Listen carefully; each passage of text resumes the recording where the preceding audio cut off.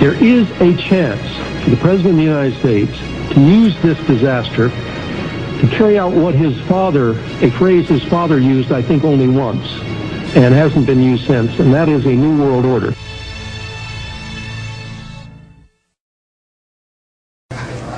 But I hope you will do all you can as individuals and as an organization to get those two candidates to think clearly and speak clearly about the new world of the 21st century, a world of globalization, of information, of eroding national sovereignty, and of the changing nature of warfare, revolutionary changes.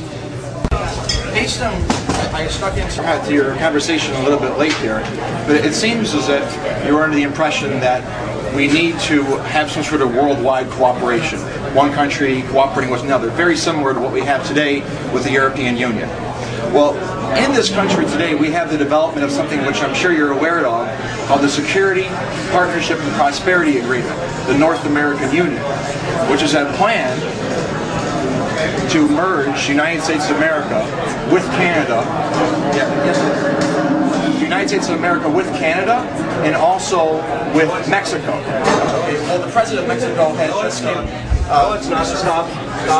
There is no plan to merge the United States with Mexico and Canada. Mexico has just. The President of Mexico has just specifically stated. All right, sir.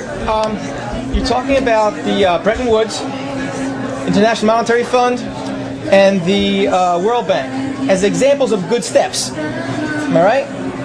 Now, John Perkins has wrote an international bestseller, testifying basically because he was an insider, saying that the World Bank and the IMF was good for Halliburton and Bechtel and certain defense contractors, but bad for the countries that they were involved with. My question to you, sir, is if you want to amplify this theme of international cooperation based on the IMF and World Bank, how could the American people be guaranteed that there would be oversight over these organizations and that what matters to the American people matters to these organizations? Well, it's a serious question. I did not say they should be amplified. I said they should be complemented with institutions that are designed for the realities of the 21st century. So I'm not talking about taking a mid-20th century institution and tinkering with it on the edge. I gave some illustrations of new institutions. I understand, but your global, even your Global Democracy Security Organization, you talk about in the book, how can the American people know that there's going to be oversight among all that international... Because any president or administration or members of Congress who did not oversee the United States participation in those organizations would be thrown out of office. That's the way the system works. Now, on the other hand, let me point out to you the North Atlantic Treaty Organization, which has secured the Atlantic Alliance for the last 55 years, and there was plenty of oversight, and senior American military and political figures were in charge of NATO throughout much of this period, so there are plenty of success stories. The failures, I think, of existing international institutions have been the built-in conditions that we and others put on them so as not to sacrifice our sovereignty. We would participate so long as we could call the shots, we made the decisions. Nobody could do anything without our approval. And that reduced the authority and sovereignty of those international institutions. So when Americans say, as many people do, some members of Congress, well, the UN can't do this and the UN can't do that, it was because their predecessors insisted they not do those things. So an international institution will be as effective as we make it. And if our elected officials don't make those institutions effective that we are participating in, they'll be thrown out of office. And the American people will withdraw from the organizations. I appreciate that response. There was a, in 2001, let me just say that the American officials don't always get thrown out of office for doing bad things. Look at President Bush. Okay. Now, you have a better system, let me know. You made a statement on September 12, 2001 on C-SPAN, which I would like you to comment on. You said, I would quote you, "There's a chance for the President of the United States to use this disaster to carry out what his father said, a phrase his father said, I think used only once and hasn't been used since. That is a new world order. Now, a couple weeks in Colorado, you denied saying you made those statements. No, I would just like to listen to me. What did you mean?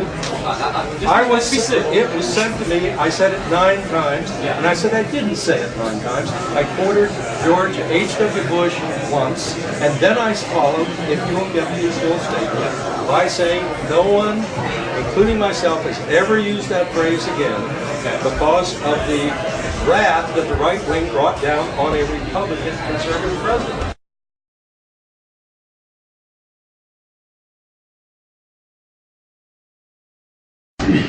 Following the attacks of 9/11, you rather famously said in front of the Council on Foreign Relations that we can use this disaster to bring about the new world order. I did not. I've never used that phrase in my life, so you've got some bad information. Really, I've seen you. I heard it on video YouTube. After video saying this. I saw it on YouTube too. Gary Hart, coming out of your own mouth. No. Okay. George, I'm not going to repeat what we had at the bookstore. I mean, at the editor bookstore. You can film this if you wish. It's up to you. It doesn't matter. But George H.W. Bush used the phrase New World Order once, and he never used it again. Jeez, I saw him use that like 8 times on YouTube. I'm not here to quarrel. But what is a new world order, and why would 9/11 carry it out? We have time for one more question. What is it? Read the book. I have a question. Read the book. Simeon's going to have the last What is the New World Order, sir? What is the New World Order? Sorry, we have one last question in the back. That's the best question ever. What is the New World Order? I think ask George H.W. Bush. Yes, shorty, just. Yes, sir. You recently wrote a letter to the president of Iran in which... Talk louder. Yes, you recently wrote a letter to the president of Iran in which you urged him to study the Gulf of Tonkin incident, which we now know was a staged event used to justify war with Vietnam. And you also raised the question, does America provoke provocations? Sir, was this not an When did I do that? I have the letter right here, sir, if you want to read it. I have it on me right here. Who signed that letter? Sir, I mean, that's mainstream media. It's been published in many publications. Do you deny writing that letter, sir? Deny anything. I haven't seen the letter. You said, I can read it to you right now. Okay. You said, presuming that you are not actually ignorant enough to desire war with the United States, you might be well advised to read the history of the sinking of the USS Maine in Havana Harbor in 1898 and the history of the Gulf of Tonkin. I'm sorry. That was a blog on Huffington Post. I did not literally write a letter. It was a mock letter. Sorry. Okay. But go ahead. Sir, was this not an outright threat veiled in doublespeak that the United States could stage an event to go to war with Iran? No. No? Then Well, what I was tongue-in-cheek saying was that we have an administration in Washington that is dying for a reason to bomb Iran. And so in a mock blog letter to the Iranian government, not the president, but the Iranian government, I just simply said, unless you people want to be bombed, you better be careful about cross-border incursions. And I think I explicitly said, keep the Republican Guard or the Revolutionary Guard or whatever it's called away from the Iraqi border. I was trying to communicate to the American people what our own government was trying to plan, and that was to find a reason for bombing Iran.